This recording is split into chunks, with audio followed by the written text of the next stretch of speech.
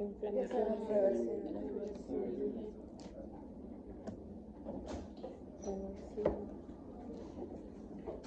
Reversible, ¿cierto? Okay.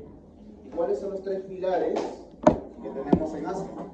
¿Cuáles son las tres características en pacientes asmáticos? Ustedes conocen como la triada acá abajo, ¿no? Todos, sibilancias, ¿qué más? Opresión torácica.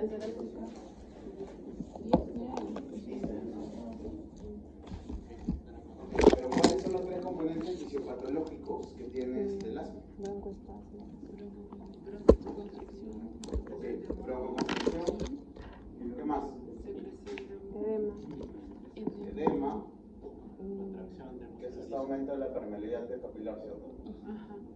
Inflamación. Y por último, Inflamación.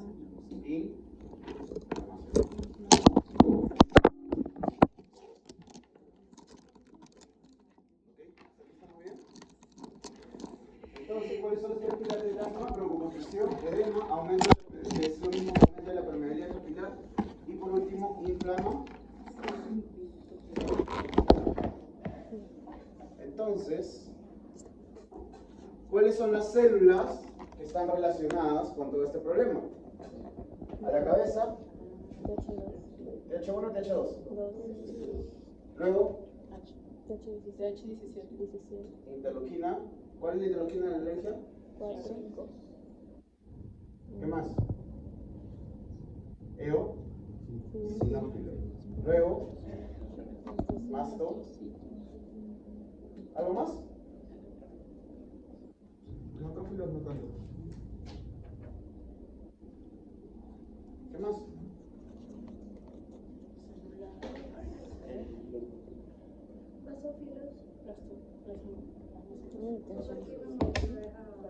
Hay una célula muy importante que ustedes siempre se olvidan, que es la ILC2. ¿Y qué significa la ILC2? La célula linfoidinata tipo 2, porque recuerden que hay una célula linfoidinata tipo 1, ¿cierto? ¿Y la célula linfoidinata tipo 1 con quién está relacionada?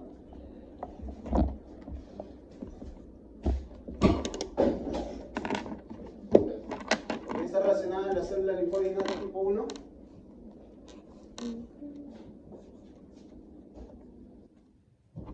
Con las alergias. Sí, no cualquier alergia. Cuando hablamos de shock anafiláctico, se sabe que la ILC1 está inmiscuida por ahí. ¿Ok?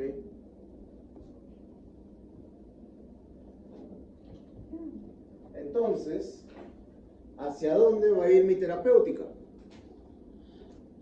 Hacia tratar estos tres problemas, ¿cierto? ¿Por qué? Porque antes, ¿qué se hacía? Se trataba estos tres problemas. Pero ahora ya sabemos que no nos sirve de nada darle un mucolítico o darle un antitusígeno a un paciente asmático, ¿cierto? ¿Tiene algún beneficio? Si le doy un mucolítico, ¿qué va a pasar?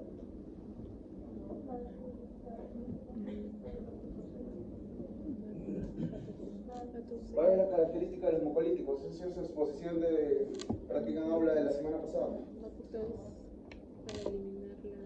¿Qué? ¿Cuál es la función de los mucolíticos? Algunos evitan la producción de moco y otros que hacen, fluidifican el moco, ¿cierto? ¿Y alguno de los dos nos beneficia?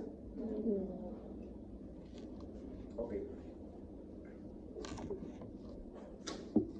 Entonces, ¿qué fármacos o qué grupos farmacológicos vamos a tener a la mano para poder tratar esta enfermedad? Corticoides. ¿Cuáles? Corticoides. A la cabeza, beta-2 agonistas. ¿Qué más? Anticolinérgicos, ¿no? Porque acuérdate que no son necesariamente selectivos. Solo hay uno que es selectivo. ¿Ok? ¿Qué más? Antileucotrienos. Antileucotrienos. Aquí hay dos, ¿cierto? Un anti-lipocigenasa 5, anti-LPO y a un antirreceptor de leucotrienos, ¿no? ¿Qué más? Metilsantinas. Ok, ¿qué hace la metilsantinas? Entonces, ¿el grupo cómo se llama? Inhibidor de fosfodiesterasa. ¿Qué más? estabilizadores de membrana anestesiológica. Ok, estabilizador de anestesiológica.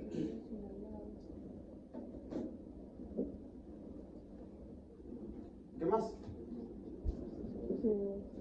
Es más importante de todo. Corticoides. Los glucocorticoides. ¿Qué más? Cromonas. Ok, los cromomas. ¿Qué más? ¿Eso no más? ¿Qué más tenemos para fármacos? Perdón, ¿qué fármaco más tenemos para el asma? Sulfato de magnesio. Ok. Metasantinas. Por ahí no mencionaron ni de fosfodiesterasa. ¿Qué más? Acitromicina. No, no necesariamente. ¿Qué más? ¿O solo eso? Si es necesario los corticoides orales. Ya no veo. ¿Qué más? Anticuerpos monoclonales. Los MAPS. A todo esto. Hay algo que me he dado cuenta y que ustedes repiten millones de veces, pero no saben cuál es el número.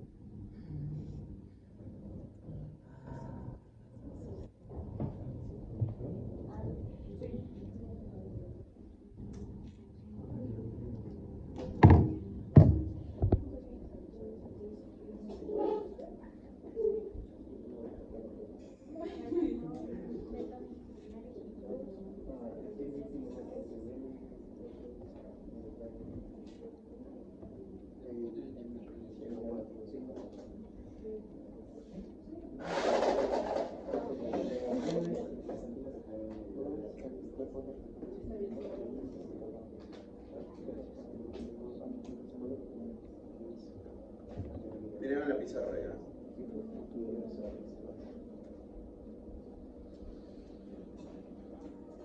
A ustedes les encanta repetir millones y millones de veces una cosa, pero nunca saben el por qué. ¿Okay? Hoy día les voy a enseñar cómo es que se lee un anticuerpo monoclonal. ¿Ok? ¿Cómo detecto que es un anticuerpo monoclonal?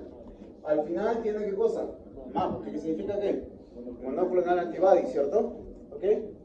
¿Hasta ahí está muy bien? Y si es que dice PAP, es policlonal, ¿cierto? ¿Y cuál es la definición de anticuerpo monoclonal?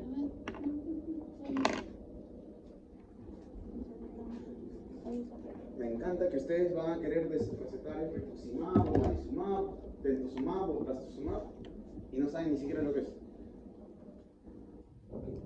¿Qué es un anticuerpo monoclonal? Tú en tu laboratorio vas a generar un anticuerpo contra lo que se te ocurra. ¿Sí? CD20, interleuquina 5, interleuquina 3, IgE, lo que tú quieras. ¿Ok? ¿Y qué vas a hacer? Como tú ya tienes un anticuerpo que es específico para eso que tú quieres, lo vas a replicar miles de millones de veces. ¿Dónde se replicaba antes? En caballos. ¿Sí? Ahora, como podrán ver, se hace en ratones, en ratas, en chimpancés, ¿sí? Y si es que viene de varias estirpes, lo haces quimerizado. ¿Ok? Entonces, una vez que ya lo has replicado en diferentes especies, lo armas, lo unes, ¿sí? Formas una quimera, porque se acuerdan que la quimera es una unión de varios animales. ¿Ok? Lo quimerizas o lo humanizas, dependiendo cuál es el procedimiento que tú hagas, que son bastante complejos, no vale la pena incidir ahí, y lo envasas. Y ahí recién tú lo vas a vender. Pero si ustedes se dan cuenta, si es que trabajamos a la antigua, ¿cuántos grupos farmacológicos nuevos tendríamos? Entonces, ¿qué es lo que se decidió como hace 20 años que salió rituximab? Los anticuerpos monoclonales se leen de derecha a izquierda. ¿Ok? Ya les dije que significa MAP, ¿cierto? ¿Ok? La siguiente parte viene a ser de dónde viene este anticuerpo monoclonal. Si viene de rata, de hámster, de primate, de ratón. ¿Sí? Acuérdense, rata es A, ratón es O. Humano, si es que es quimérico, si es que es humanizado, ¿sí? Si es que es veterinario. Si es que dice XI y SU, es un quimérico híbrido. ¿Ok? Y así sucesivamente. ¿Ok? ¿Está muy bien? ¿Y cuál es la siguiente parte de la sílaba? ¿Dónde actúa? Si es que es NE, es neurológico. Si es que es LI, actúa en el sistema inmune. Si es que es SI, actúa a nivel del sistema cardiovascular y así sucesivamente. Y la otra parte de la sílaba recién la agrega ¿quién? El laboratorio. Entonces, practiquemos, niñitos. ¿Qué es el rituximab? Por ejemplo, MAP, sí, quimerizado, que está relacionado ¿con quién? Con tumores. Ahora ya sabemos qué es lo que hace el rituximab. No entiendo por qué ustedes tienen que seguir memorizando esto. ¿Sí? Porque es muy complicado recordar los nombres, ¿cierto? Pero si alguien te dice que solo recuerdes las 3 últimas sílabas, es mucho más fácil, ¿cierto? ¿Ok? Si yo les digo que hay un fármaco que se llama omalizumab, ¿qué hace? MAP, anticuerpo monoclonal, humanizado. LI, actúa a nivel del sistema inmune. Tengan mucho cuidado porque LI es sistema inmune y QI es en una interleuquina en específico. ¿Ok? Por ejemplo, si yo tengo un medicamento que se llama trastuzumab, ¿qué hace? ¿O qué es? Anticuerpo monoclonal humanizado. Humano es solo U. ¿Okay? Humanizado, que actúa en tumores. Tuzumab. Sí. Por eso les digo, me sorprende que recién a estas alturas les esté enseñando esto. Yo pensé que sabían, pensé que en teoría les habían enseñado. ¿Okay? Esta misma nomenclatura que ustedes ven acá se usa para todos los CEP. ¿Sí? Etanercept, etcétera, etcétera. ¿Ok? Pero no se usa para los NIP. Los NIP tienen otra clasificación aparte. ¿Ok? ¿Y por qué les enseño esto? Porque ahorita cada ampolla de rituximab, trastuzumab, omalizumab está aproximadamente 600 a 700 soles. Pero para cuando ustedes se gradúen de médicos, las patentes de varios de estos medicamentos van a terminar. ¿Eso qué quiere decir? Que vas a poder ir en Cafarma y lo puedes encontrar a 5 a 10 lucas. Entonces, ¿quiénes se van a enfrentar durante toda su época como médicos a este tipo de medicamentos? Ustedes. ¿Ok? ¿Se entendió esto? Ok. Ahora sí ya saben dónde viene trastuzumab, omalizumab, rituximab, todo eso.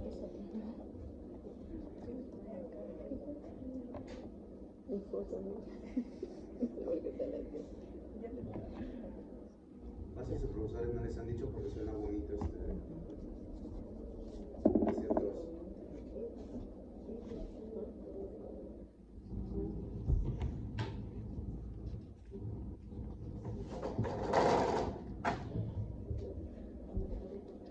Ok.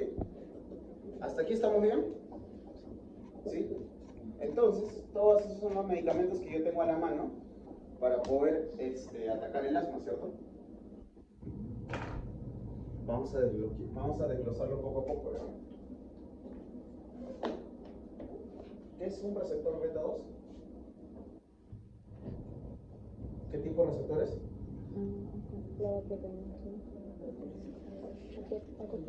Por cierto, dejen de decir beta 2 adrenérgico, ¿ya? Cuando ustedes dicen beta, y eso sobreentiende que es adrenérgico, porque no hay un beta 2 colinérgico. ¿Ok? Yo sé que es una muletilla que usan muchos docentes, pero está diciendo lo mismo. Si beta 2 adrenérgico es lo mismo, ¿sí? Otra cosa es que tú digas beta 2 agonista o beta 2 antagonista, esa es otra cosa. ¿Ok? ¿Pero qué es el beta 2? O sea, ustedes quieren diagnosticar asma, quieren tratar el asma y no saben cómo funcionan los medicamentos. ¿Perdón? Ya, es un bronco-dilatador, pero ¿qué tipo de receptores? Metabotrópico. Eso quiere decir acoplado a proteína G. ¿Qué tipo de proteína G? GS, ¿cierto? ¿Y con quién trabaja la proteína GS? Todos los ciclos de estudio lo mismo, se olvida. Cuando ustedes hablen de GS, ¿cuántas A's tienen que recordar? 3, ¿cierto? ¿Una qué es?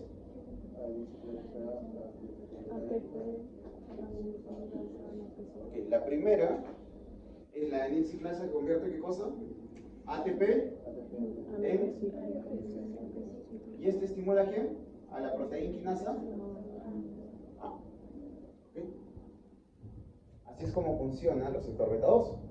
¿Sí? Obviamente, como ustedes recordarán, este tiene 3 unidades, ¿cierto? Alfa, beta y gamma, y hay una que es funcional y las otras no. ¿Ok? Ya sabemos lo que es el beta 2. Ya sabemos qué es lo que hace un beta 2 agonista, ¿cierto? Pero ¿qué efectos tiene para poder producir broncodilatación? O simplemente va y produce broncodilatación porque sí. ¿Qué mecanismos moleculares tiene la proteína quinasa A para poder producir broncodilatación?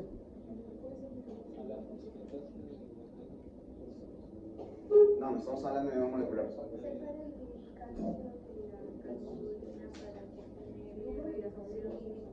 Para esto tendríamos que recordar cómo es que se contrae el músculo liso, ¿cierto? Y si yo les pregunto cómo se contrae el músculo liso, ¿cómo es que se contrae?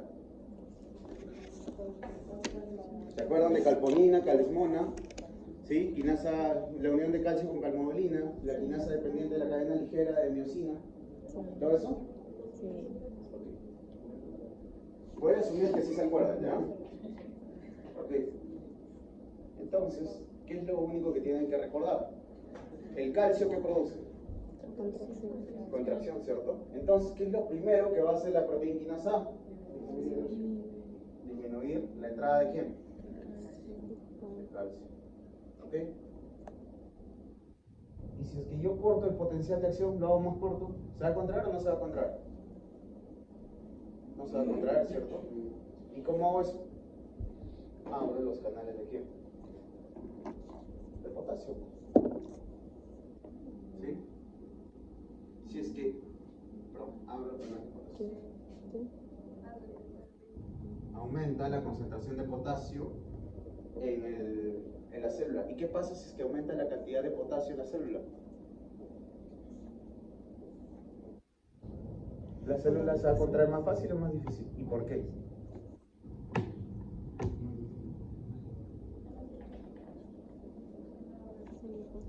Sí.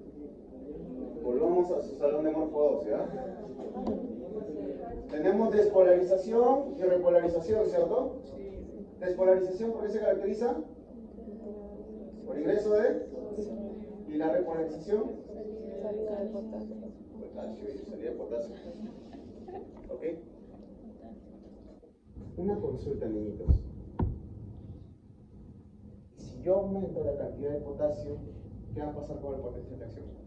¿Va a haber más potencial de acción o menos potencial de acción? Más o menos. Bueno, pues ¿por qué? Porque me voy a demorar más en botar la gran cantidad de potasio que tengo, ¿cierto? ¿Qué pues? ¿Y eso no me conviene a nivel de músculo liso? ¿Que haya menos contracción? Ok. ¿Qué también se bloquea? Se bloquea el cotransporte sodio-calcio. Entonces, este músculo liso va a tener más o menos calcio. Si se bloquea el cotransporte, menos calcio, ¿cierto? Y si tiene menos calcio, va a haber más o menos contracción. Menos contracción. Acuérdense, en el músculo liso, calcio es igual a contra. Y por último, la proteína quinasa A, ¿qué hace? Disminuye la estimulación de las cadenas ligeras, de la quinasa, de cadenas ligeras de miosina. ¿Ok? Ya hay más mecanismos, son como 6. Pero con que recuerden esos 4 para mí es suficiente.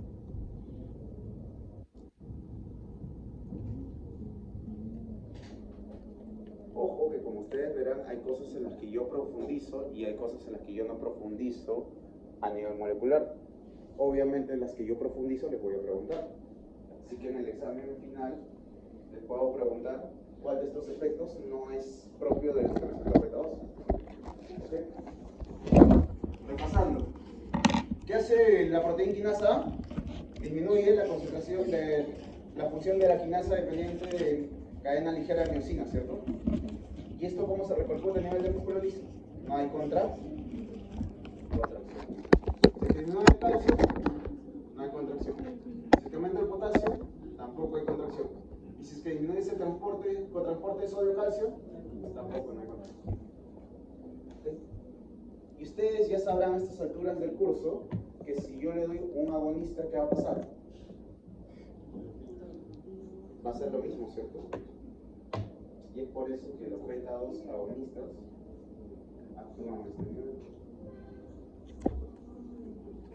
¿Okay? ¿Y qué fármacos beta-2 agonistas tenemos?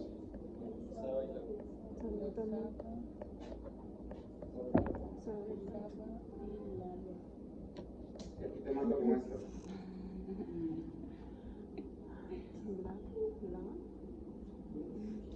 Hay un nuevo grupo farmacológico, que son los VLAVA. ¿Y qué significa VLAVA? Very long, ¿sí? Ok. ¿Y aquí quién está? En los ABA. El único que sabe de acá. ¿Salbutamol? ¿Qué más? Terbutalina. Pero el butalol es lo mismo que el salbutamol. ¿Qué más? Formoterol, ¿dónde va?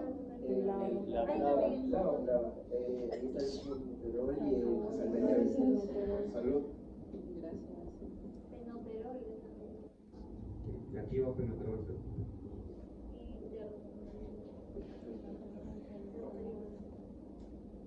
Algo que tienen que ustedes recordar con respecto a los beta-2 agonistas es que ninguno tiene más afinidad por el receptor beta-2 ni menos afinidad, todos son iguales afines, ¿sí? Solo que uno tiene la capacidad de mantenerse más tiempo junto al receptor y otros no. Y de eso se viene la definición. Le doy un punto al que me dice ¿cuál es un very low?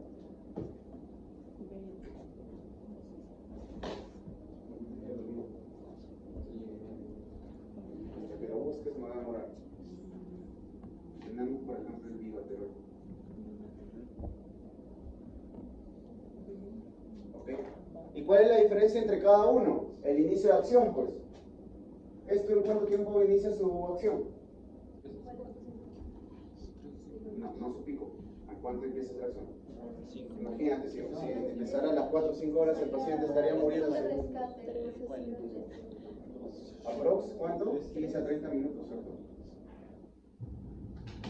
¿Estos cuánto tiempo duran? 12 horas. ¿Y estos? 24 horas.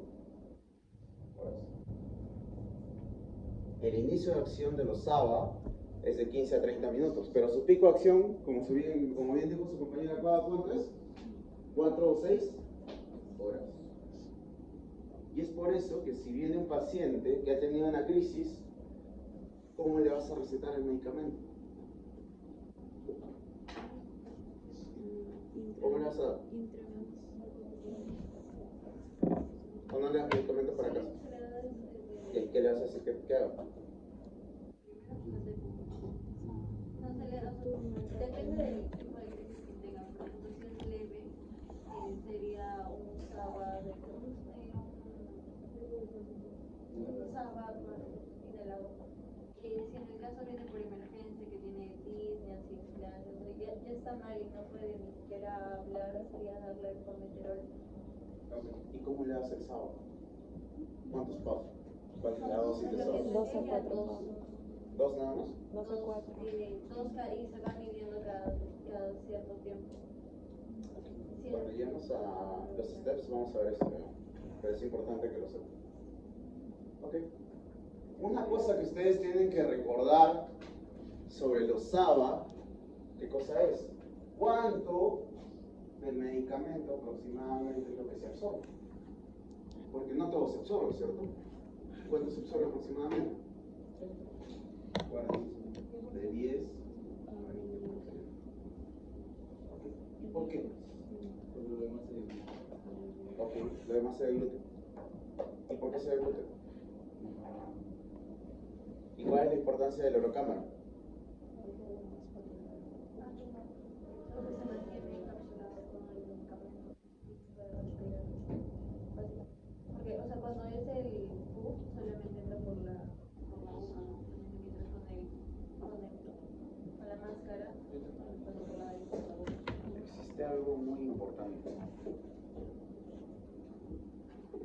¿Cuál es la función de los cornetes?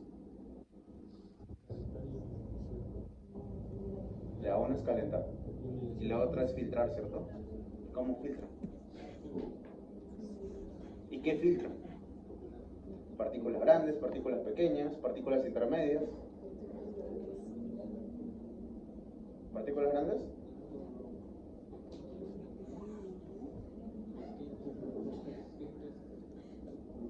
¿Qué han hecho morfos ustedes?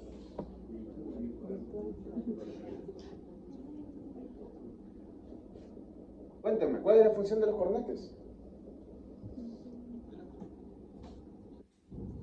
Si yo tengo acá una nariz,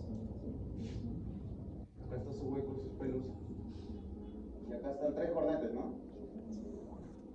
¿Okay? ¿Cómo es que esas vainas que están ahí me ayudan a filtrar el aire? Si en los cornetes no hay vellos.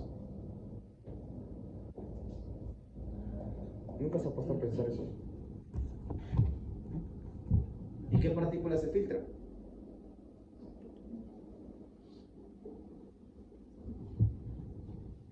¿Qué pasa si es que ingresa aire por acá? ¿Qué va a hacer el aire? ¿Va a esquivar a los cornetes? Van a chocar, ¿cierto? Si choca, va a ir para acá, va a ir para acá, va a ir para acá. Así, ¿cierto? ¿Cómo se llama este movimiento? ¿Cómo se llama ese flujo? Turbulento, ¿cierto? Por eso es que los aviones tienen ¿qué cosa? Turbinas, pues. Este movimiento que se produce en los cornetes, ¿qué va a pasar? Si es que tú empiezas a girar algo así muy rápido y es muy pesado y lo sueltas, o sea, tienes acá una pelota grande, una de hierro, y tienes una pelota de tenis. Empiezas a girar y la sueltas. ¿Quién va a volar más rápido? Esta pesada, ¿cierto? Ya, pues lo mismo.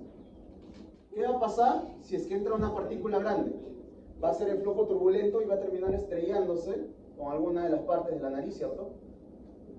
Y las partículas pequeñas van a quedar ahí. Bueno, 2 partículas, las intermedias y las pequeñas.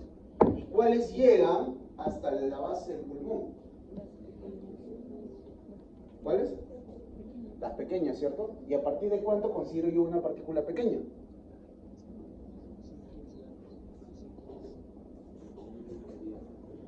¿Cuánto? 2 micras, ¿cierto? Doctor, entonces las partículas grandes, que son más de 10 a 12 micras, se quedan arriba. Y las partículas pequeñas llegan al pulmón. ¿Y dónde se quedan las intermedias? Las intermedias se quedan flotando, por así decirlo, en toda tu vía aérea. ¿Esperando a qué? A que sean captadas, ¿por quién? Por los cilios, ¿cierto? Que cada célula, ¿cuántos cilios tiene aproximadamente? Aproximadamente 150 o 200 cilios, ¿cierto? ¿Ok? ¿Y cuál es la importancia de la aerocámara entonces? Primero, que hace que el flujo no sea tan turbulento. Y 2, ¿qué tiene que esperar para que se diluya todo esto? ¿Qué pasa cuando yo hago un puff? Tengo acá mi inhalador. ¿Y qué pasa cuando hago un puff? ¿Se libera solo el medicamento? ¿Qué se libera también? El solvente. ¿Y qué va a hacer este solvente? Va a hacer que el solvente, va a hacer que las partículas sean más grandes. ¿Y qué gano con esta aerocámara? Hago que el solvente se volatilice. Entonces las partículas ya no van a ser tan grandes, van a ser más pequeñas. Y si son más pequeñas, tienen más o menos posibilidades de llegar a la vía aérea. Más. Y ese es el quid del asunto. ¿Sí? Por eso es importante la aerocámara. Por eso la aerocámara no solo se usa para pediátricos, también se puede usar en adultos. ¿En qué adultos? Principalmente los que tienen EPO. ¿Ok? ¿Hasta aquí? ¿Alguna duda?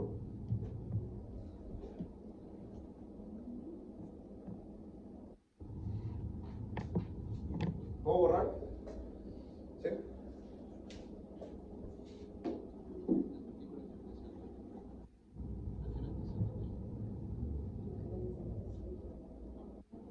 Entonces ya hablamos de los métodos agonistas.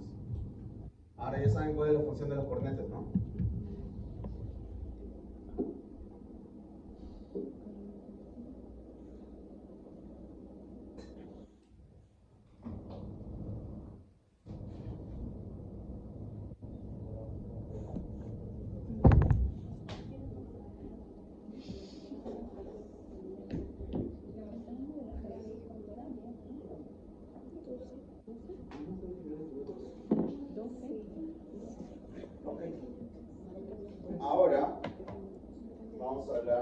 glucocorticoides.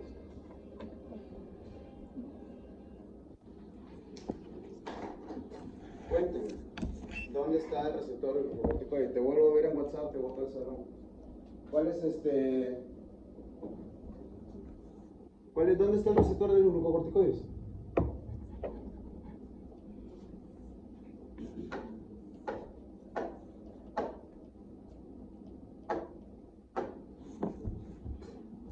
Hola, ¿están ahí? Ya no están en virtual por si acaso. Ok. O sea, ustedes van a recetar corticoides, van a dar Dexa, van a dar betametasona y no saben cómo actúan. ¿Dónde está el receptor de corticoides? ¿Y cuál es la diferencia entre un receptor de glucocorticoides y mineralocorticoides?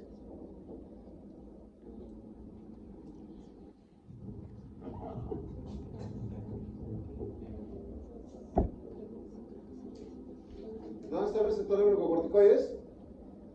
Acuerdas. El glucocorticoide receptor o receptor de glucocorticoides está en el citosol. ¿Sí? Viene acá el glucocorticoide, se va a unir con su receptor. ¿Ok? ¿Y a dónde van a ir? ¿Ahí actúan a nivel citosólico? Van al núcleo. ¿Y qué hay en el núcleo?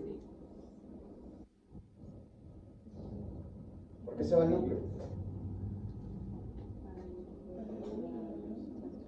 Ok, vamos a tener que regresar. Bueno, niñitos, les presento. Esta es una célula eucariota. ¿Por qué es eucariota? Porque tiene su núcleo bien definido. Luego tiene acá una ranela que es así, y que tiene varios puntitos. ¿Qué sería? El retículo endoplasmático. Luego viene el liso, ¿cierto? Y cerca del retículo endoplasmático rugoso siempre ¿quién está? El aparato de Golgi. Y luego cada célula tiene su mitocondria. Ok. ¿Y qué hay en el núcleo, niñitos? Porque es importante. Muy bien, está el ADN. ¿Pero está el ADN disperso? No. ¿Está formando qué cosa? ¿Croma? ¿Y cómo se llaman las sustancias que ayudan al empaquetamiento de la cromatina? Las histonas, ¿cierto? Y las histonas, para que se liberen o para que se formen o se compacten, ¿se acetilan o se desacetilan?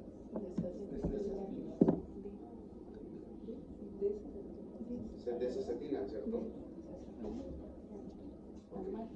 ¿Y cómo creen que se llama esa enzima?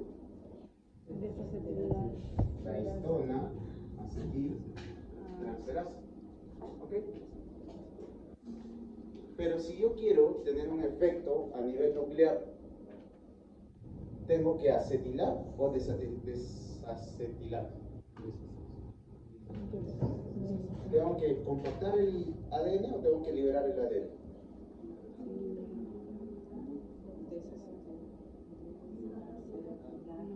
En otras palabras, ¿en cuál está más expuesto el ADN para poder leerlo? Miren, niñitos, aquí, sí, en el núcleo tenemos otra estructura, ¿cierto? Que es el nucleolo, ¿cierto? Que a uno le llaman nucleolos verdaderos. ¿Okay?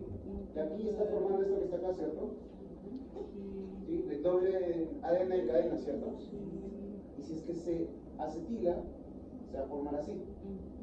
Les pregunto entonces, ¿cuál de los dos es más fácil de leer? La doble cadena. El que está acá, pues, ¿sí? Porque no viene una enzima acá, que ni siquiera les voy a preguntar cuál es, porque sé que no me van a responder. Y pasa y lee, ¿cierto? Y saca una secuencia de DNA que es la contraria. ¿Sí? Porque la opuesta de adenina, ¿quién era? Y citosina. Dice que esa ARN se convierte en la timina, ¿por qué? Ya pues, y esa enzima no sacaba una copia. Hizo que el procedimiento no se llamaba, ¿qué cosa? ¿Cómo se llamaba?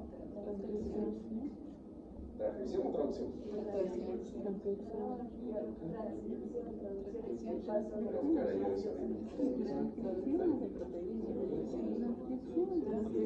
Primero transcribes, pues.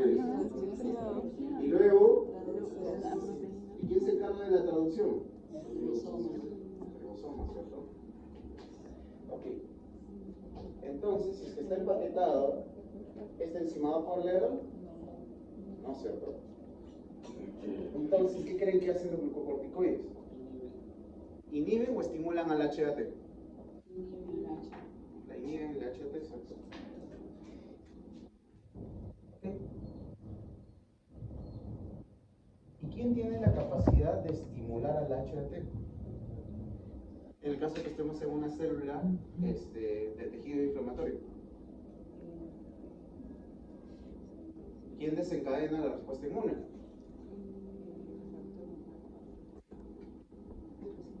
Todas las interleuquinas.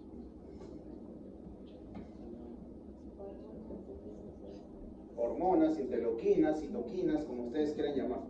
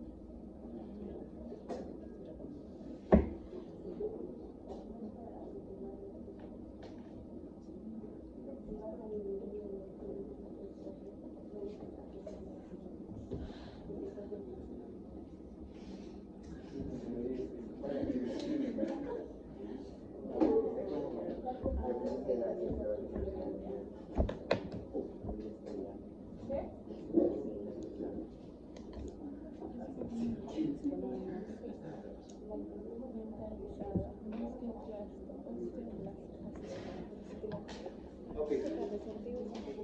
Miren la pizarra, ¿ya? ¿Y mediante qué mecanismo usa los glucocorticoides para inhibir este HAT? El HDAC. ¿Ok? Y obviamente, ¿quién más está inmiscuido ahí? Las proteínas de shock térmico, las especies reactivas de oxígeno y cosas que no voy a mencionar porque al parecer están más perdidos en Morfo 1 que huevos de bicho. ¿Ok?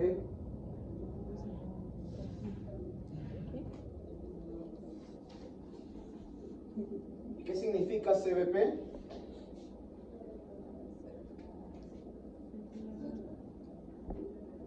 Corticoid Binding Protein. ¿Sí? Es la que le llaman la proteína chaperona de los corticoides. Okay. Entonces, de nuevo, los glucocorticoides tienen su receptor ¿dónde? Citosólico. ¿Sí? Este receptor unido a el glucocorticoide unido a su receptor, ¿hacia dónde van a ir? Al núcleo. ¿Sí? ¿A quién van a inhibir? A la HAT, ¿cierto? ¿Mediante qué? ¿Qué mecanismo? El HDAC, ¿cierto? Ya busquen qué es HDAC. ¿Ok? ¿Y cómo se llama la proteína que se encarga de fijar al glucocorticoide con su receptor en el núcleo? La CB. Entonces, de esta manera ya les expliqué lo de acetilación o desacetilación del ADN. Entonces, ¿qué tiene como resultado toda esta jarana? ¿Va a bajar qué cosa? La inflamación, y mucho más importante, va a bajar la respuesta de las células a la inflamación.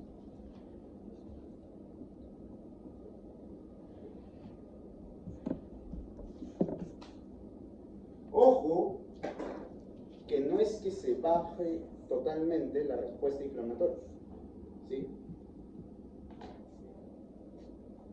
O sea, es un estado de inmunosupresión, pero no es que se vaya a cero tampoco la inmunosupresión. O sea, se puede estimular si es que es demasiado fuerte.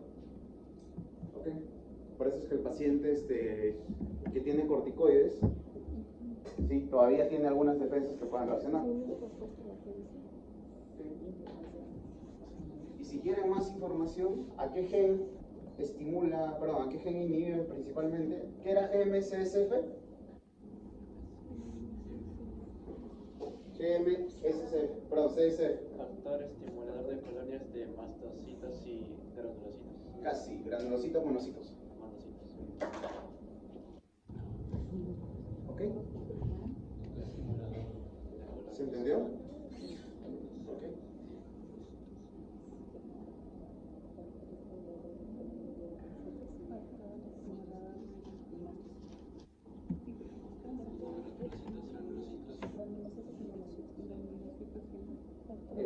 factor estimulante de colonias de granulocitos y monocitos. Ok, entonces ahora sí ya saben o tienen alguna idea al menos de cómo es que funcionan los glucocorticoides. ¿Y qué glucocorticoides usamos en asma? Tenemos dos opciones, ¿cierto? Los inhalatorios, pero también podemos usar vía oral y también podemos usar intravenosos, ¿cierto? ¿Ok? ¿Y cuáles son los que tenemos vía oral? Prednisona, ¿cierto? ¿Ok? Endovenoso.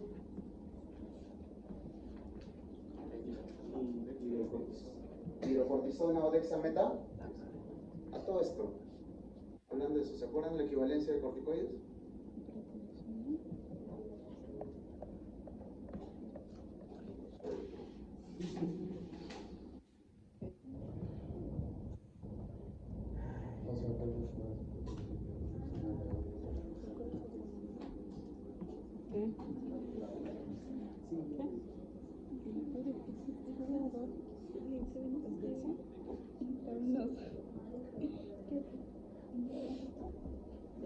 ¿Se ve?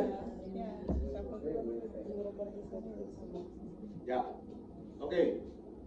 A ver, niñitos, en esa lista, ¿cuál es el glucocorticoide más potente?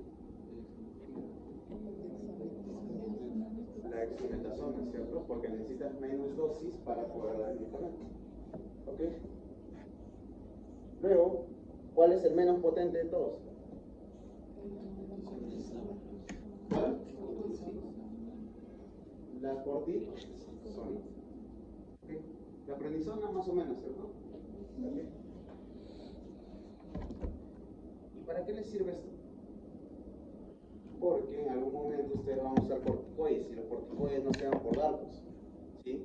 Tienes que dar de acuerdo a la dosis que corresponde al paciente y de acuerdo a la equivalencia, ¿sí? No es lo mismo darle 5 miligramos de hidrocortisona que darle 5 miligramos de cortisona o 5 miligramos de dexametasona.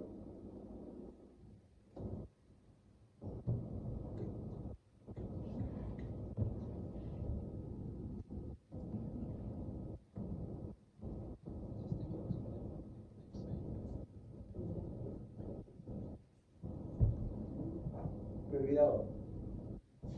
¿Cómo se llama la enzima que convertía el AMP cíclico y la inhibía?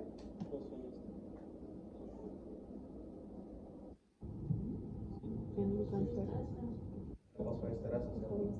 ¿Y qué pasa si yo inhibo esta fosfodiesterasa? Voy a tener más AMP cíclico y este AMP cíclico, ¿quién va a estimular?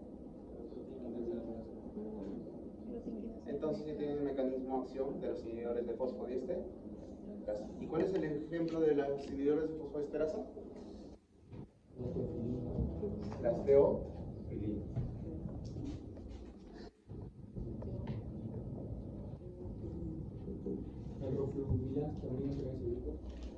Sí, también. Pero acuérdate que hay una disquisición entre qué fosfodiesterasa se inhibe. Hay fosfodiesterasa 1, 2, 3 y 4. ¿Sí?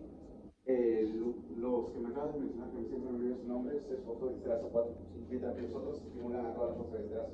Y como no son selectivos, tienen más ramas. Ok.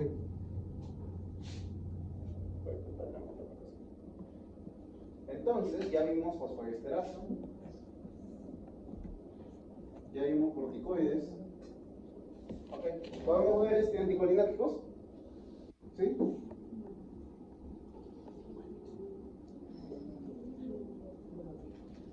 No convulsionen, que falta la parte de los steps todavía.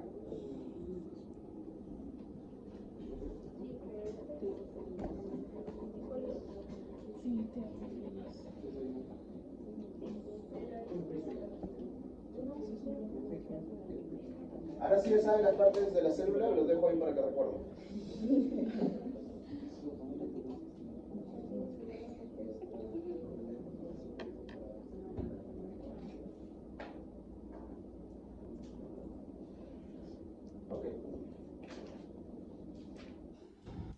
Cuando nosotros hablamos de sistema colinérgico, ¿de qué hablamos? De muscarínicos y nicotínicos, ¿cierto? ¿Y qué muscarínico tenemos en el pulmón? O en un culo liso. ¿Y los demás dónde están? Para tu libro, ¿ya?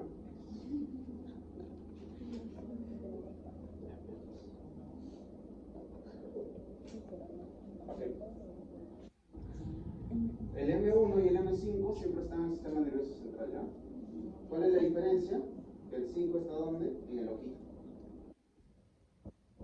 ¿Ok? Una consulta, niñitos. Este 2 yo lo puedo escribir así, ¿cierto? ¿Sí? Y si le hago su espejo, ¿qué se parece? A un corazón, ¿cierto? ¿Y dónde creen que está el M2? En el corazón. ¿Qué pasa si este 3 que está acá, yo lo volteo? Parece la M de McDonald's, ¿cierto? Entonces, ¿dónde está el M3? En el músculo. Ok.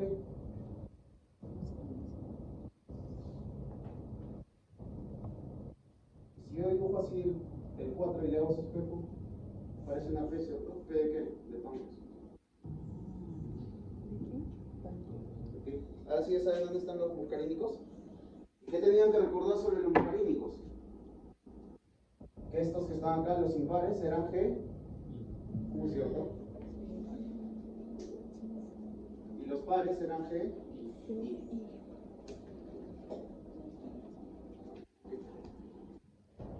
Y si no se acuerdan qué tienen que hacer, cómo se hace la estimulación con GQ, ahorita les digo. A ver si puedo borrar esto.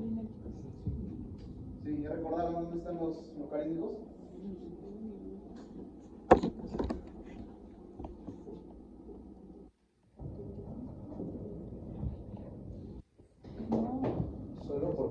Solo como datos anecdóticos. De eso, así les tienen que servir sus mnemotecnias. ¿Sí? Porque nada les sirve que ustedes aprendan una mnemotecnia, ¿sí? Si es que no la han hecho ustedes. Porque si ustedes la hacen, la recuerdan, ¿sí? Porque si tú aprendes una mnemotecnia que lo hacen, que se han inventado en otro lado, aparte de la información que tú tienes que retener la mnemotecnia en sí. ¿Ok? GQ, ¿cierto? M3. ¿Cuál es la vía de los GQ? ¿Cuántas Cs tiene la GQ? 3 Cs, ¿cierto? Una que está acá, otra que está acá y otra que está acá. ¿Ok? ¿Cuál es la primera C? ¿Que convierte qué cosa en qué cosa? El PIP2 en IP3 y diacil. ¿Ok? Y el IP3 tiene la capacidad de estimular aquí a la segunda C, ¿cierto? C de calcio. Y el diacilglicerol ¿a quién estimula? A una proteína quinasa. ¿Qué letra de proteína quinasa cree? Muy bien, la C. Okay. Y hace un momento estábamos hablando que el calcio en el músculo liso, ¿qué produce? Contracción. Okay. ¿Y qué pasa si yo le doy un medicamento que bloquea al M3? No va a haber contracción, ¿cierto? Y si estamos en el músculo liso, esta contracción, ¿cómo se interpreta? Como broncoconstricción. Y si no hay broncoconstricción, ¿qué se va a producir? ¿Ok?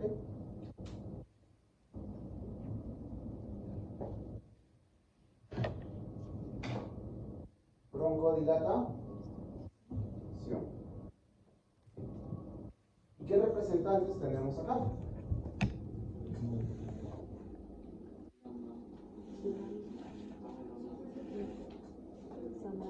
Tenemos a los lama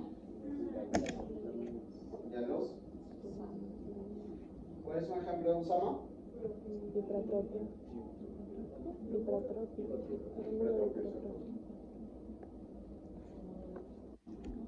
Y su tío, ¿cómo se llama el tío del uremuro de hipertrofia? Bien, niñitos. Ok.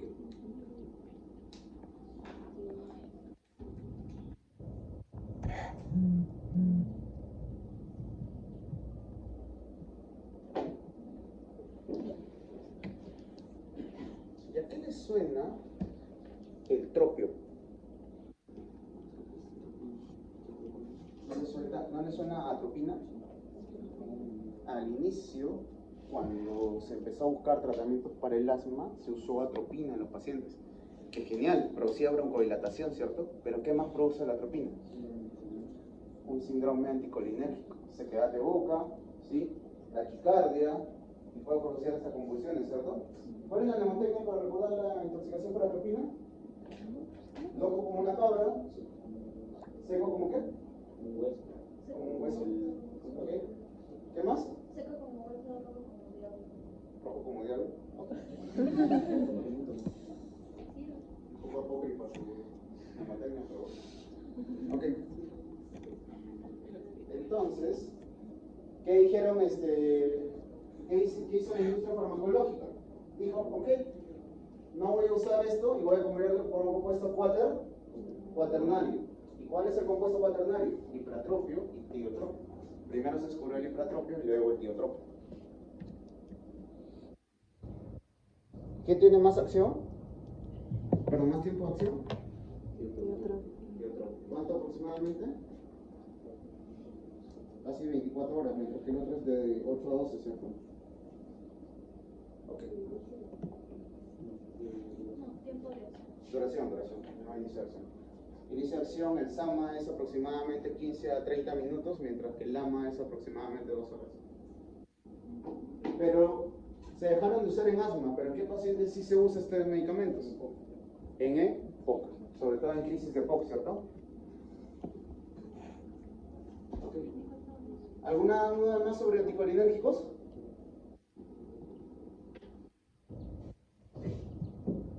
¿Vamos a borrar esto? Ok. Listo.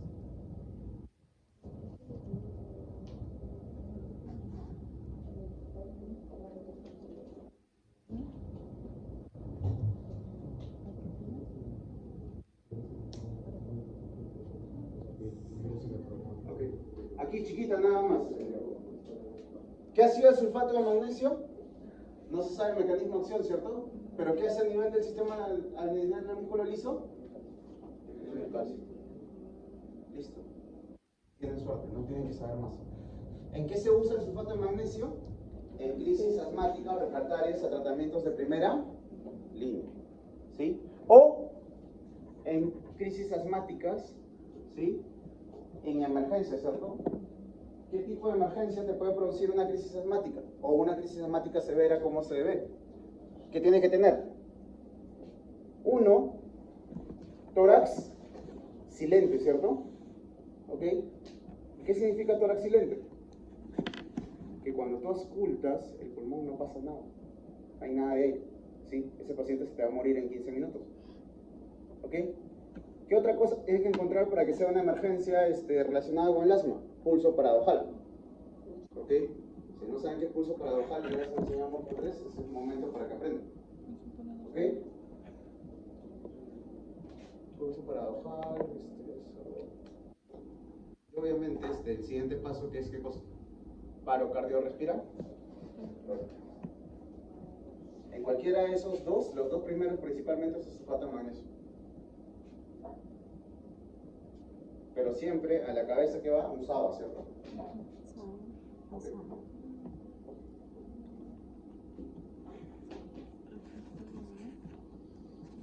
¿Cuál es el único MAP que se usa principalmente en asma? ¿Cuál? El OMA y que por la pequeña clase que les acabo de dar hace 5 minutos, ¿qué es el omalizumab? Un anticuerpo humanizado que actúa a nivel de qué? Sistema inmune, ¿cierto? ¿Ok? ¿Y qué es lo que inhibe el omalizumab? Dos cosas. Inhibe la IgE, inhibe también un poco la interleuquina 5. ¿Ok? Pero inhibe directamente la producción de IgE, ¿no? ¿Cierto? Actúa a nivel de, ¿cómo se llama esto? Ese es un anticuerpo, ¿cierto? ¿Y cuál es la fracción constante y cuál es la fracción variable? Fracción constante constante, fracción variable, ¿cierto? Okay. ¿A dónde actúa el omalizumab? A nivel del receptor de fracción constante. ¿Sí? Y si es que se llama, y si es que es un receptor de fracción constante IG, ¿cómo creen que se va a llamar? IG, fracción constante, receptor. ¿Sí? Y hay dos tipos. ¿Sí? Tenemos el 1 y el 2. ¿Okay? Básicamente que se bloquea por mayor actividad es el 2. Para que vean qué tan específico puede ser un anticuerpo monoclonal. ¿Okay? Lo que sí no se sabe adecuadamente es por qué disminuye la interleuquina 5, o sea, el mecanismo. ¿Okay? Porque el fármaco fue dedicado para esto.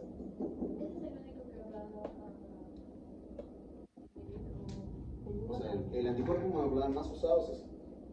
¿Que hay otros más que puedan usarse? Sí, también. Solo el 2, la fracción 2 o la otra. O sea, más 2 que 1. Pero si te preguntan en el examen, solo la 2. Salud.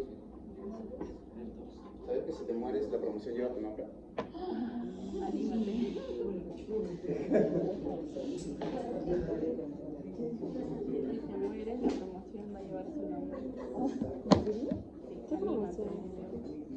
Promoción, ajá, ya salió.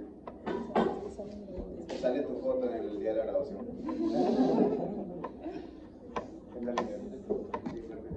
Así como los Oscar, los que se fueron este año. Los que se fueron en esta promo. Ya. Ok. ¿Alguna duda sobre omalizumab? ¿Ya saben qué es? ¿Ya saben dónde actúa, cierto? Ok. Ahora ya saben cuál es la diferencia entre fracción constante y fracción variable. Ok. ¿Qué fármaco conocen ustedes que es estabilizador de mastocito?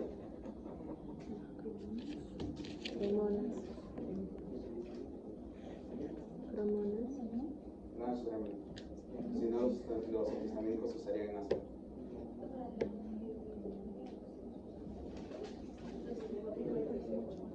No, hay un fármaco que es estabilizador de mastocito.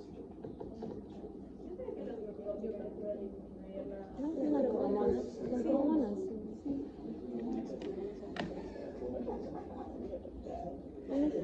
¿Por qué diablos me han dicho como si fuesen distintos? ¿Los cromomas no hacen esto? ¿Y cuál es el principal representante de los cromomas?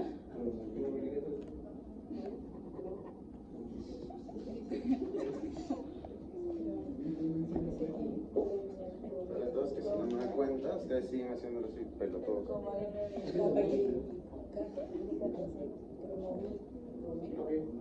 Cromoglicatos. ¿Cuál es la función de los cromoglicatos? Estabilizar al mastocito. ¿En qué momento se usa el cromoglicato? ¿De primera línea siempre? Cuando ya no tienes nada más que hacer, ¿sí? Y los antileucotrienos no han funcionado, puedes usar cromoglicatos. ¿Ok?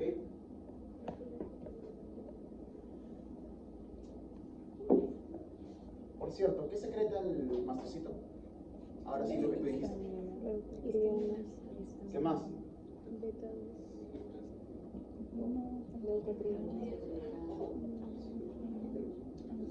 ¿Qué interleuquinas? Pues estamos en fármaco, ¿qué interleuquinas? ¿Y por qué es importante esta liberación de histamina?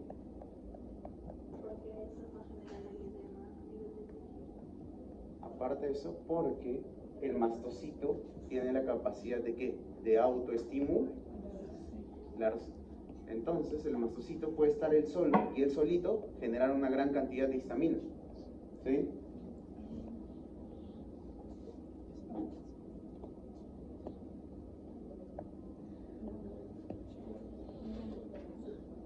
Ok. Y por último tenemos a los leucotrienos, ¿cierto?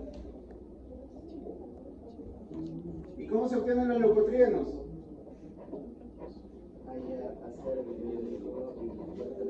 Tenemos la lipoxigenasa, ¿cierto? Y esto es el leucotrieno. Pero cualquier leucotrieno nos sirve en asma.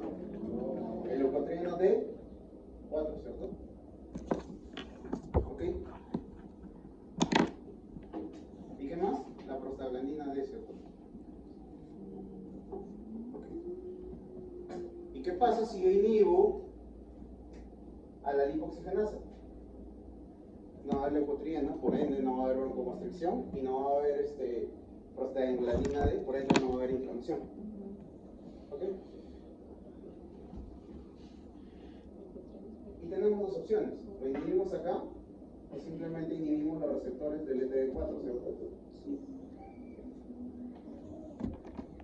¿Y cómo se llama el fármaco que inhibe la lipoxigenasa? Sileu.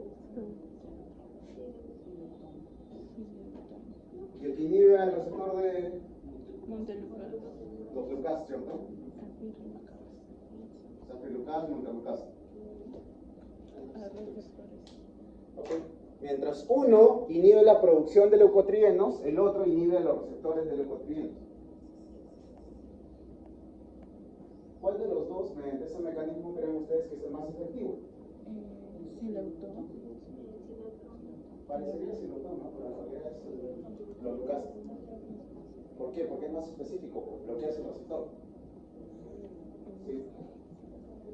En cambio, ¿qué tienes que hacer para inhibir la lipoxigenasa? Acuérdense que hay varios tipos de lipoxigenasa, ¿cierto?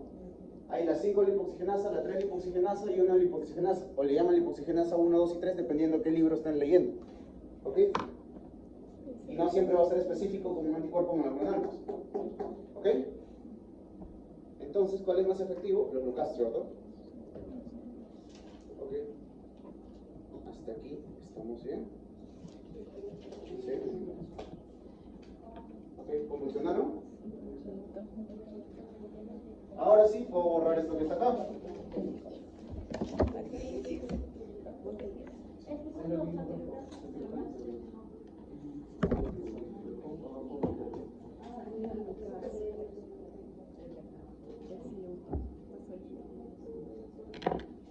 Les prometo que para el próximo ciclo voy a tratar de hacer todo en una misma pizarra, porque es bastante información.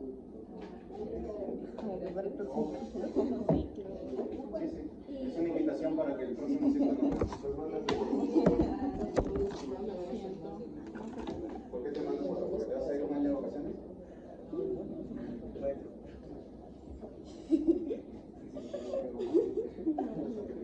Oye, ¿no sabías que se llevan un año de vacaciones? ¿Qué? Cuando triqueas, te vas un año de vacaciones.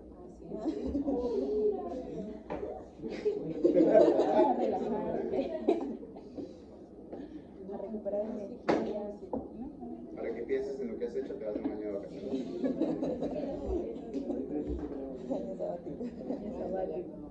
Hay un gráfico en el GINA. ¿Qué es el GINA? Eso significa Guía Internacional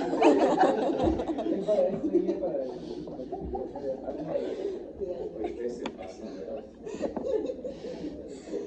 Guía Internacional. Me acuerdo todos que lo dijeron tan seguro.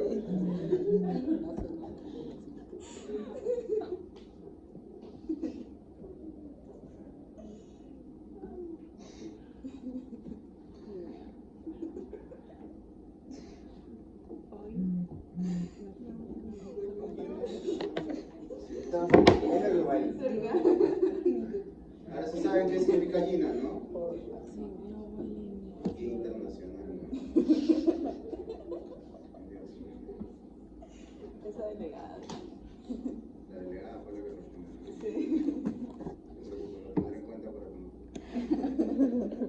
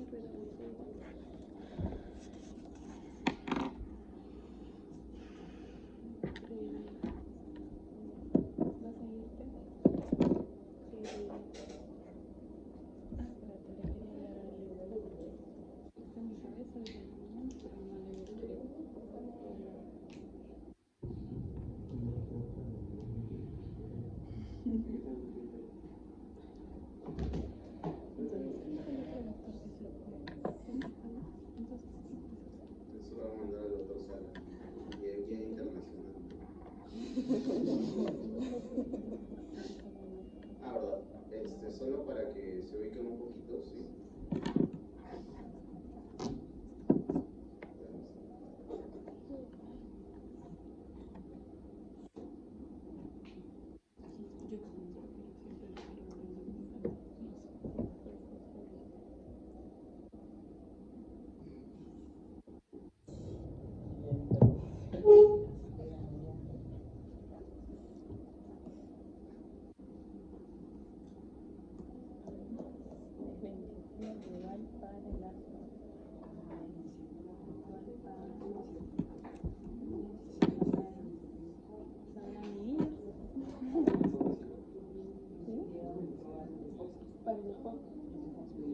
Ya.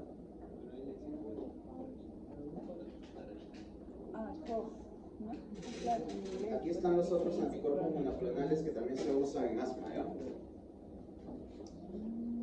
Acuérdense por lo menos un par de cada uno. ¿Ok? Los anti-interleuquina 5 o receptor anti-interleuquina 5 tienen como principal representante al reslizumab, ¿ya? ¿Y qué es el reslizumab? Hasta parecen científicos cuando dicen eso. A ver, no. Anticuerpo monoclonal. ¿Actúa en qué nivel?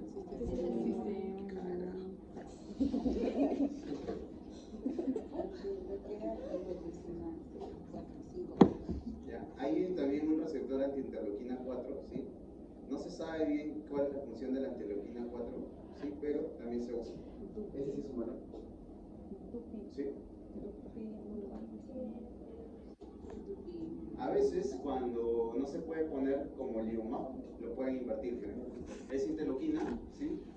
Pero como la U está adelante, es anticuerpo monoclonal, U de humano, y debería ser Li, ¿cierto? Pero como no suena bien para ellos liumab, lo invierten. Y L, interleuquina, sistema inmune, ¿ok? Ya son exquisiteces de los libros. ¿Ok? Y esto que está acá, tengan mucho cuidado, ¿no? El anti-TSLP, que tienen al TSLP-lumab.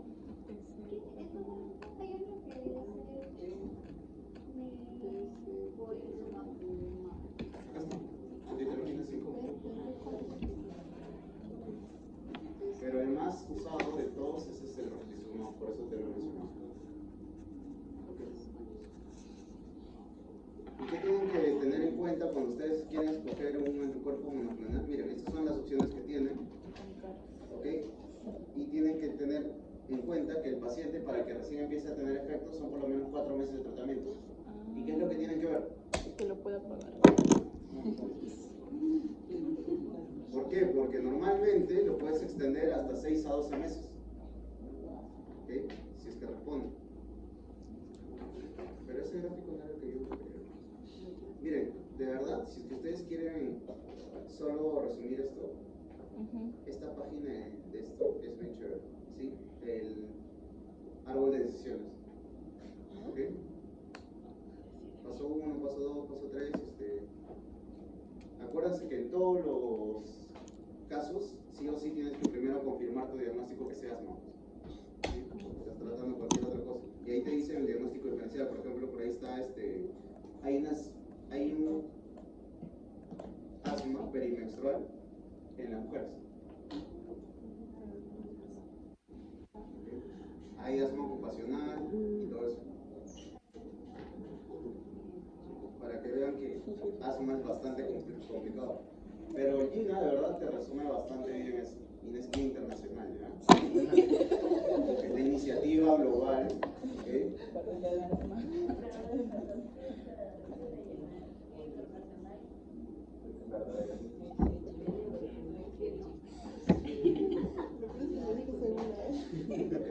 Es que de verdad lo dijeron tan seguro. Y es más, acá hay un acápite inclusive para pacientes que han tenido COVID. Cómo se maneja el asma. Pero eso es lo que no me acuerdo qué página le dijo que era el asma.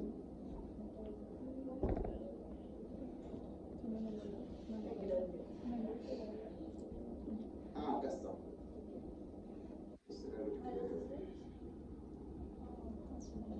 Ok, vamos a acordar la página 64.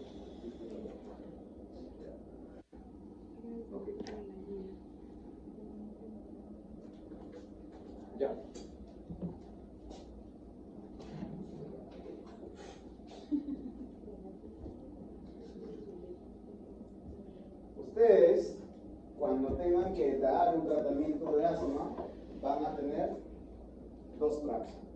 El track 1 y el track 2. ¿Sí? En el track 1, o en el sendero 1, que suena feo, ¿sí? En el track 1, ¿ok? ¿Qué es lo que van a tener que usar? Ustedes van a usar glucocorticoides inhalados a baja dosis más un SAO, ¿ok? Como dosis de rescate, ¿sí? Cada vez que el paciente tenga un síntoma, van a usar glucocorticoides más SAO, ¿ok? Y de acuerdo a qué step esté el paciente, van a usar diferentes medicamentos. ¿Ok?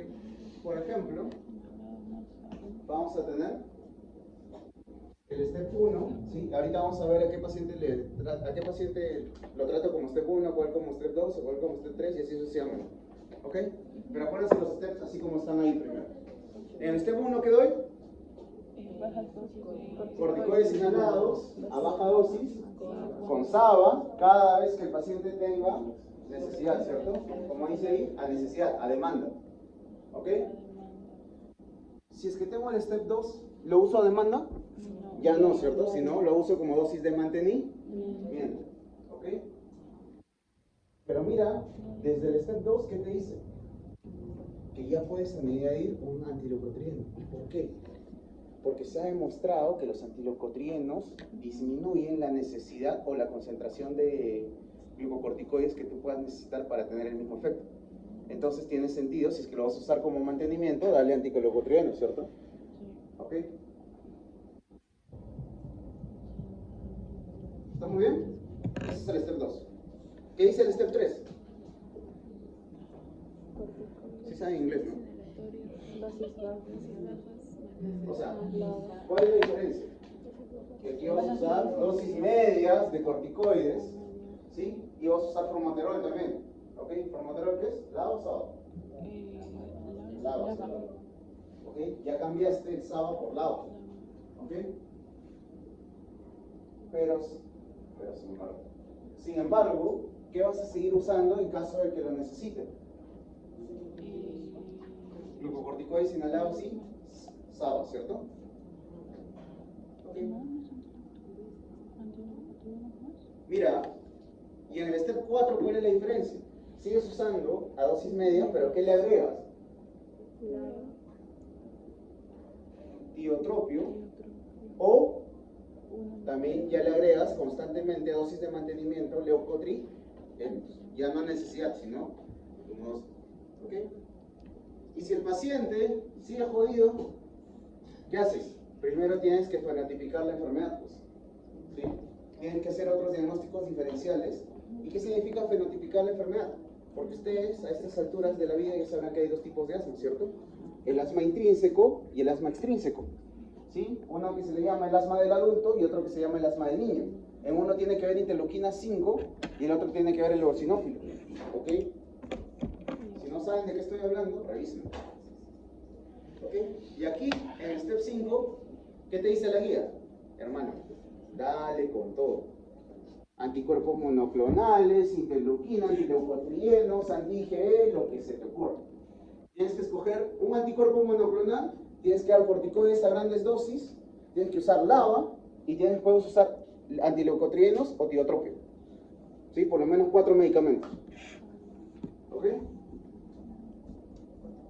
Y aquí, en el step 5, ya normalmente no se usa el reliever, o sea, no se usa el SABA, porque ya le estás dando todo. Y mira, aquí en el step 5 recién te dice, pucha, si es que no te sirve nada, dale corticoides vía oral. ¿Sí? Entonces, ¿cuánto tiempo tengo que tratar a un paciente con corticoides para que se vea su efecto en asma? ¿A los cuántos días primero inicia su acción? Acuérdense, de 7 a 10 días. ¿Y cuánto es el periodo mínimo de empapamiento que se le dice para que se empiece a funcionar? 6 meses. ¿Ok? Entonces, yo voy a evaluar para bajar o para subir de nivel ¿Cuánto? La guía anterior decía 3 meses, ahora ¿cuánto es? Cada 6 meses. O que el paciente con el tratamiento que yo le estoy dando tenga una exacerbación del asma o una crisis asmática y tenga que ir a emergencia. ¿Ok? ¿Cuánto tiempo tengo que pasar? 6 meses. O una exacerbación del asma, ¿sí? Que el paciente vaya a emergencia. ¿Ok? Doctor, 6 meses para que sea... Para la reevaluación, para ver si es que te pasas de step 5 a step 4 o de step 3 a step 4. O sea, si subes o si bajas, la evaluación es cada 6 meses, como mínimo. ¿Perdón? Lo que pasa es que mira, ¿qué pasa si tú tienes un paciente en step 3, pero a las 3 semanas de tratamiento hace una crisis y tiene que ir a emergencia? Pasas a step 4, ya no esperas los 6 meses. No vas a esperar a que haga otra crisis. ¿Ok? Hay algo que no quiero que se confunda. La primera consulta de empapamiento que les he dicho es a los 6 meses, pero luego el control sigue siendo cada 3 meses. ¿Ok?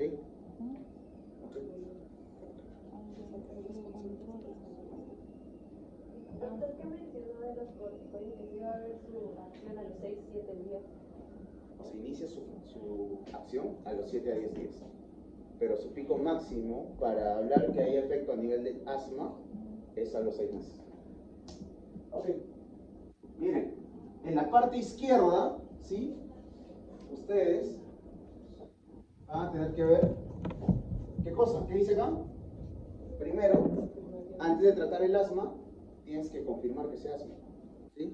Para esto ya no le voy a entrar más en detalles, pero ustedes deberían saber espirometría, ¿cierto?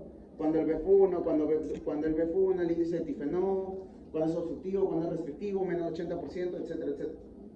¿Ok? Luego, ¿qué tienes que ver en el paciente? Si es que tiene alguna posibilidad de modificar los factores de riesgo. ¿Ok? Por ejemplo, antes, ¿qué se creía? Te decían, no, tienes que ir, estás viviendo en Lima, tienes que ir a Huancayo, pues, que es menos contaminado. Sí, a los pobres niñitos los mandaban a la ciudad. ¿Ok? Porque supuestamente la calidad de aire o la cantidad de oxígeno repercutía a nivel del asma. Pero en realidad, ¿cuál es la diferencia? Solo los alérgenos, pues. O sea, si tú en Lima le puedes quitar al comemoco, le puedes quitar sus peluches, le puedes quitar el smog y le puedes quitar el cigarro que fuma el papá, es lo mismo que manda al otro lado, ¿cierto? Comorbilidades, obviamente, pues, ¿sí? Si es un paciente diabético, hipertenso, si es que es obeso, ¿sí? Tienes que darle otro tipo de medicación o tienes que tener cuidado, ¿cierto? Porque, por ejemplo, ¿qué medicamento no le puedo dar a un paciente con insuficiencia cardíaca? O tengo que tener mucho cuidado en el momento de darlo. Los beta-agonistas, porque también tienen beta en el corazón, ¿cierto? Y algunos no son tan selectivos. ¿Ok? Y esto es algo muy importante que ha incluido la guía. Le tienes que sentar y le tienes que decir al paciente, usa tu inhalador y yo te voy a corregir si lo estás usando bien o mal. Porque ¿cómo se usa bien un inhalador?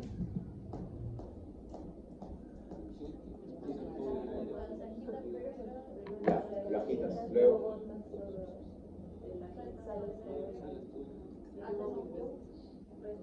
Mientras respiras, te haces ya. aspira. Y si el paciente hace ¿sirve o no sirve? ¿Sirve o no sirve? Si te emites un sonido, ¿qué está pasando? ¿Está entrando o está saliendo aire de las cuerdas vocales? Entrando. Dios mío, entrando o saliendo. Saliendo, ¿cierto? Y si está saliendo y está emitiendo sonido, ¿no va a chocar las dos corrientes de aire? Entonces le tienes que decir al paciente que no haga sonidos. ¿Ok? ¿Y por qué vibran las cuerdas vocales cada vez que sale el aire? Dios mío, ustedes de verdad no les gusta razonar. ¿Por qué? Fácil, ¿ya? ¿Han visto qué pasa cuando despega un avión? Cuando pasa aire a cierta velocidad, ¿no ve que jala todo lo demás? Ya, pues lo mismo. Cuando está botando aire, como está a presión negativa, va a jalar las cuerdas vocales. Y es como si pasara una mano y tensara las cuerdas vocales, y por eso vibra. ¿Ok? Entonces, y si es que es un comemoco, ¿qué tengo que ver? Que el papá esté concientizado de la enfermedad, ¿sí? O que tenga un tutor a cargo para que esté supervisando la correcta administración del tratamiento. Porque ¿qué es lo que hacen los papás? Ah, mi hijito tiene asma. Oye, hijito, te dan la presión, ponte tu inhalador, corre, corre. Pero en niños es mejor utilizar la cámara. En verdad para todos, pero más en niños. Porque Y eso le tienes que decir al papá, pues. Le vas a decir, cuando se hagan sus inhalaciones, tienes que verlo, tienes que supervisarlo. Y para poder lograr eso, ¿qué tienes que hacer? Educar al papá, ¿cierto? Y tienes que ver cómo es que usa el inhalador y todo eso.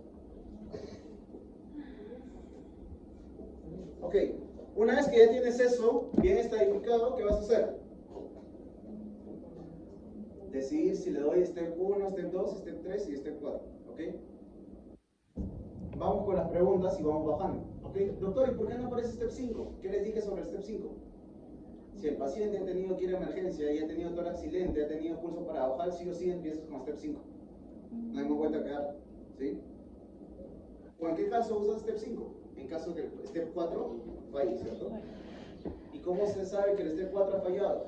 Que ha tenido una crisis o ha tenido una exacerbación del asma a pesar del step 4. ¿Ok? Solo como dato curioso, la guía te dice que esperes un mes por lo menos de tratamiento, o sea, mejor dicho, si es que tú le das un mes de tratamiento y a las 2 semanas empieza a hacer crisis, eso no es justificante para que subas o bajes step, porque recién está empapando el medicamento. ¿Ok? Listo. A ver, niñitos, ¿qué dice acá? ¿Ustedes que saben inglés? Le dicen, si los síntomas son la mayoría de días, se despierta una vez por la noche. Llevo su doctor favorito. O tiene alguna disfunción a nivel de pulmón, ¿qué le das? ¿Con qué inicias?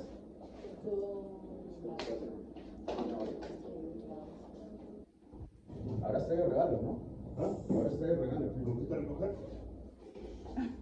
No te respondo como debería, solo por Ya, ok. Si es que esta respuesta es sí a alguna de esas preguntas, quiere decir que el paciente está yendo bien o está yendo muy pésimo. Si tiene síntomas la mayoría de días, ¿sí? Como dice la guía o como dice la norma, más de 3 veces por semana. Si tiene un síntoma diurno, perdón, un síntoma nocturno, o el paciente ya tiene repercusión a nivel del pulmón, ¿tiene que darle? Este 4.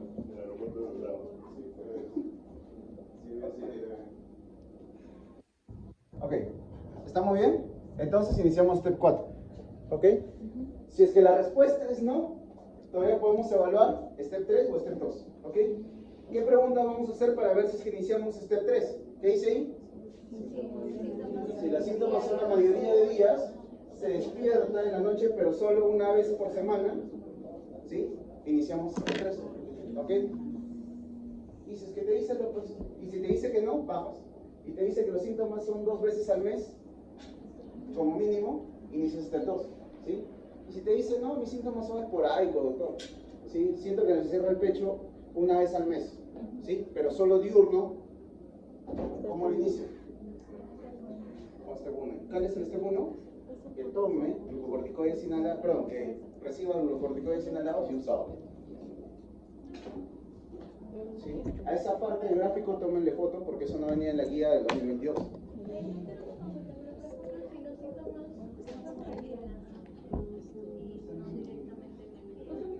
No, síntomas nocturnos siempre se van. Tienes que preguntar esto.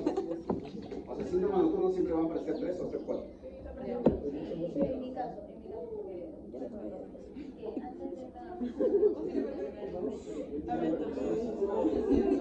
Síntomas nocturnos que si el paciente está durmiendo, se despiertan porque tienen con falta de luz, por eso dijo que yo falta de luz y el morado. Y con el consolidador y la guía es que lo que pasa es que su médico tratamiento son de datos y la guía que te dice ya no es otra cosa. Siempre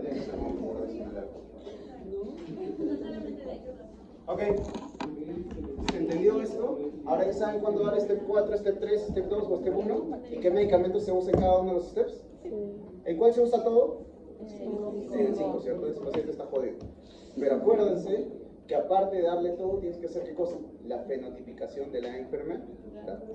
Saber si tiene asma tipo 1, o asma tipo 2, o asma intrínseco o extrínseco.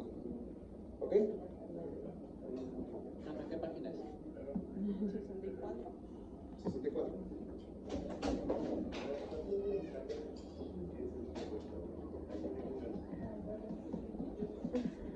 Y ya les dije en el step 4 que se tienen que tomar en consideración ya los glucocorticoides o orales.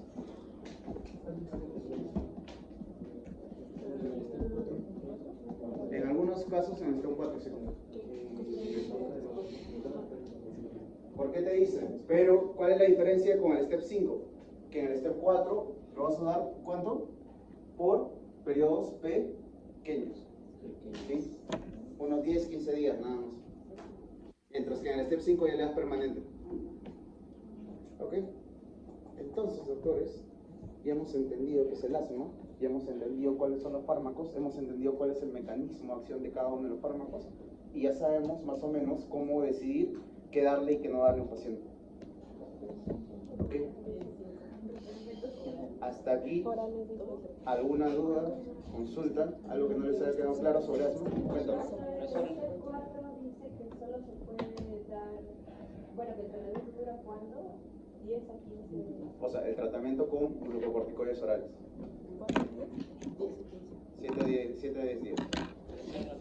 Cuando hablamos de los subfenotipos de asma, puede haber un grupo diferente. A ver, niñitos, silencio, su compañera está hablando, gracias.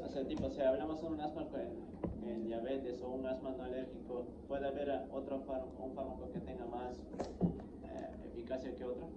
En realidad, más que eficacia que otro, tienes que ver el tema de que no inhiba o que no estimule, por ejemplo, en un paciente con diabetes, ¿qué vas a tener cuidado? Con los glucocorticoides, porque los glucocorticoides dentro de sus RAMs, ¿qué tienen? Que aumenta la glucosa, disminuye la insulina, ¿cierto?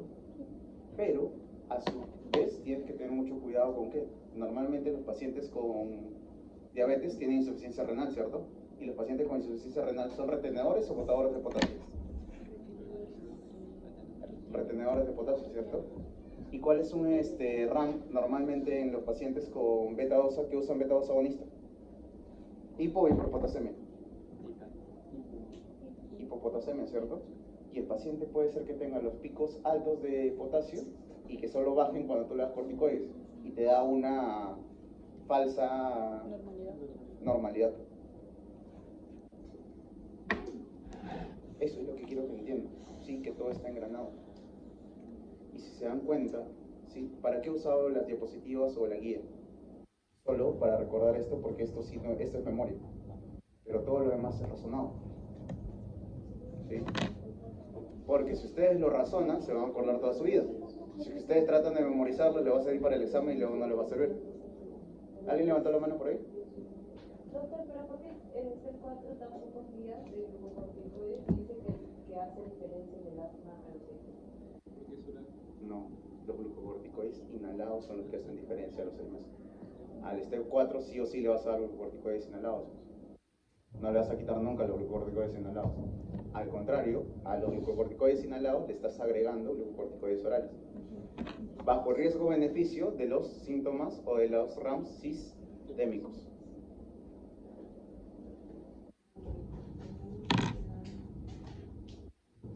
¿Qué era eso? Creo que la respuesta a los glucocorticoides ahí puede variar también según el fenotipo, ¿no? De las... Claro, por eso te dice, ya si es que vas a iniciar step 5, tienes que buscar el fenotipo del paciente. Ok. Si no lo han hecho solo porque estoy buena, la próxima semana voy a revisar sus tablas, ¿ya? Así que si no las han hecho, háganlo. Si hay alguien que quiera presentármelo ahorita, te es un momento. Okay.